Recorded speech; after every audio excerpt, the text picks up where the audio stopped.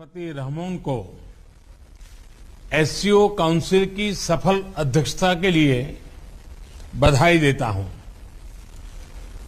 Tajik presidency ने चुनौतीपूर्ण वैश्विक और क्षेत्रीय माहौल में इस संगठन का कुशलता से संचालन किया है। ताजिकिस्तान की आजादी की 30वीं वर्षगांठ के इस वर्ष में मैं पूरे भारत की ओर से सभी ताजिक भाई बहनों को और राष्ट्रपति रहमोन को बहुत बहुत बधाई और शुभकामनाएं देता हूं। एक्सेलेंसीज, इस साल हम एससीओ की भी 20वीं वर्षगांठ मना रहे हैं। यह खुशी की बात है कि इस शुभ अवसर पर हमारे साथ नए मित्र जुड़ रहे हैं। मैं ईरान का एससीओ के नए सदस्य देश के रूप में स्वागत करता हूं। मैं तीनों नए डायलॉग पार्टनर्स सऊदी अरब, इजिप्ट और कतर का भी स्वागत करता हूं। एससीओ का एक्सपेंशन हमारी संस्था का बढ़ता प्रभाव दिखाता है। नए मेंबर और डायलॉग पार्टनर से एससीओ भी और मजबूत और क्रेडिबल बनेगा।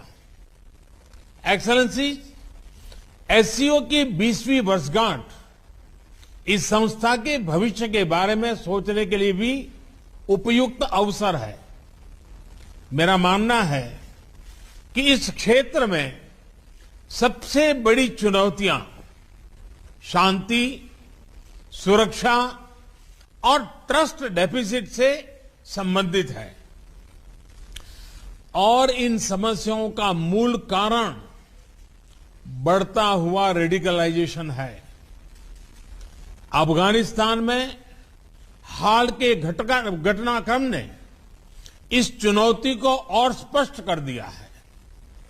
इस मुद्दे पर एससीओ को पहल लेकर कार्य करना चाहिए। यदि हम इतिहास पर नजर डालें तो पाएंगे कि मध्य एशिया का क्षेत्र मॉडरेट और प्रोग्रेसिव कल्चर और वैल्यूज का एक प्रकार से गढ़ रहा है, किला रहा है। सूफीवाद जैसी परंपराएं यहां सदियों से पनपी और पूरे क्षेत्र और विश्व में फैली। इनकी छवि हम आज भी इस क्षेत्र की सांस्कृतिक विरासत में देख सकते हैं। मध्य एशिया की इस ऐतिहासिक धरोहर के आधार पर एससीओ को रेडिकलाइजेशन और एक्सट्रीमिज्म से लड़ने का एक साझा टेम्पलेट डेवलप करना चाहिए। भारत में और एससीओ के लगभग सभी देशों में इस्लाम से जुड़ी मॉडरेट, टॉलरेंट और इंक्लूसिव संस्थाएं और परंपराएं हैं। एससीओ को इनके बीच एक मजबूत नेटवर्क विकसित करने के लिए काम करना चाहिए।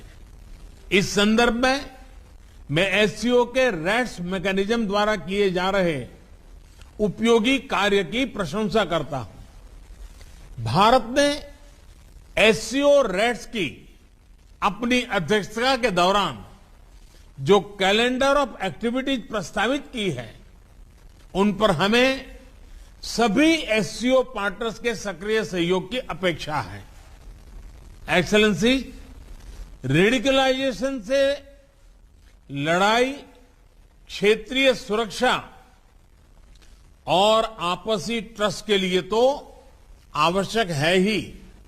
यह हमारी युवा पीढ़ियों के उज्जवल भविष्य के लिए भी जरूरी है। विकसित विश्व के साथ प्रतिस्पर्धा के लिए हमारे क्षेत्र को उभरती टेक्नोलॉजी में स्टेक होल्डर बनना होगा।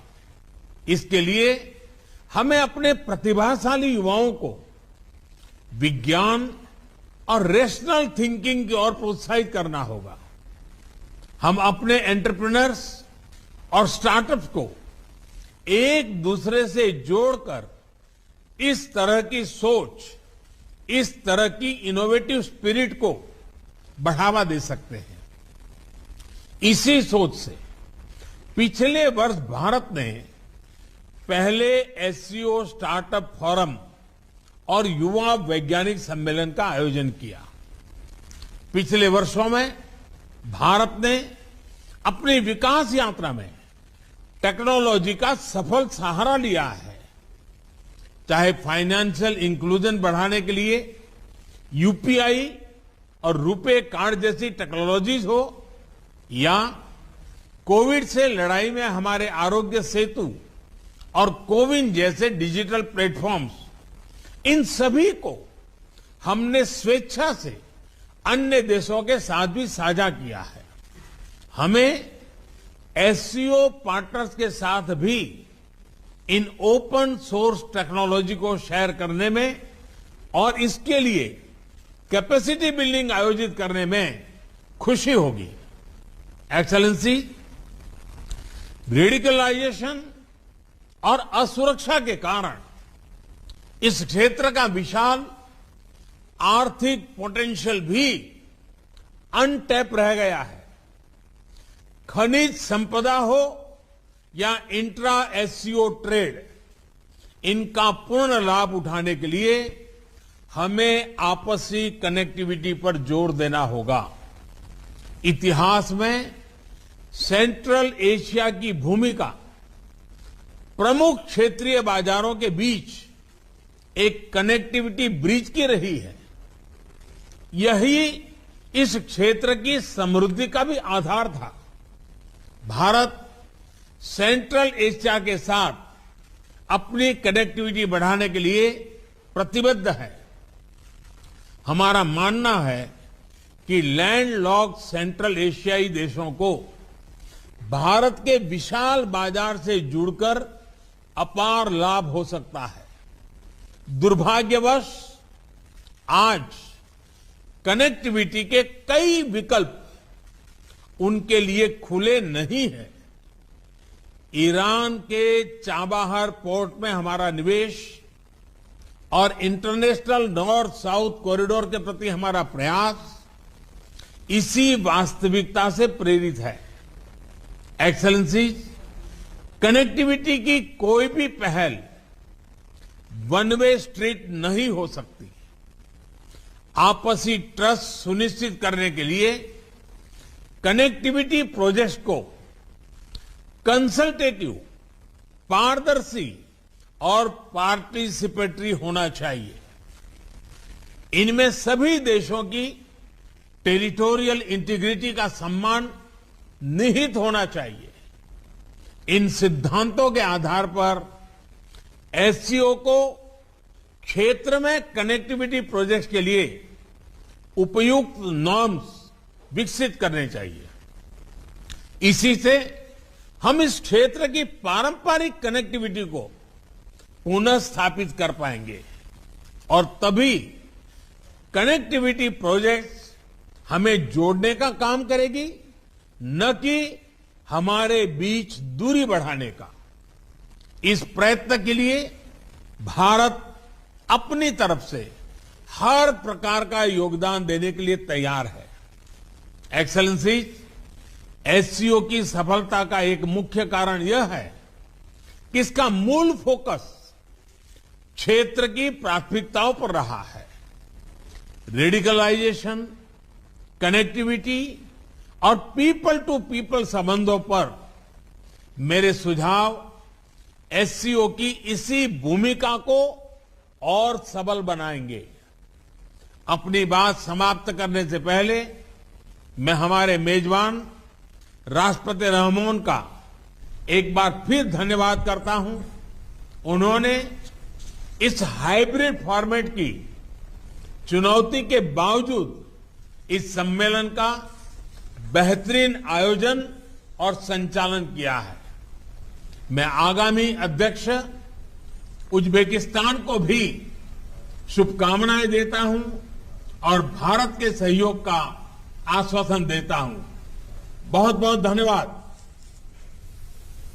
सीईओ समिट में प्रधानमंत्री नरेंद्र मोदी बोल रहे थे। आपको बता दें कि प्रधानमंत्री नरेंद्र मोदी वर्चुअली जुड़े थे। दरअसल तजाकिस्तान के दुशांबे में ये बैठक हो रही है और हमारे विदेश मंत्री पहले से ही वहां पर पहुंचे हुए हैं। तो रेडिकलाइजेशन को लेकर प्रधानमंत्री ने मुखर तौर पर अपनी बातें रखी।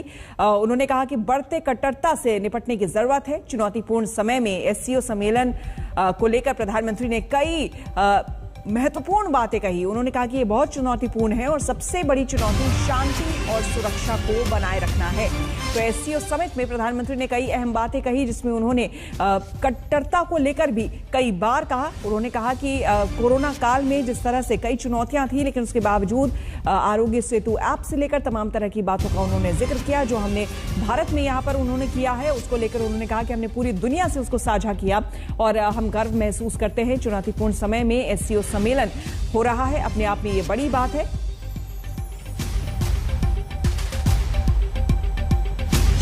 एससीओ की 20वीं वर्षगांठ इस संस्था के भविष्य के बारे में सोचने के लिए भी उपयुक्त अवसर है।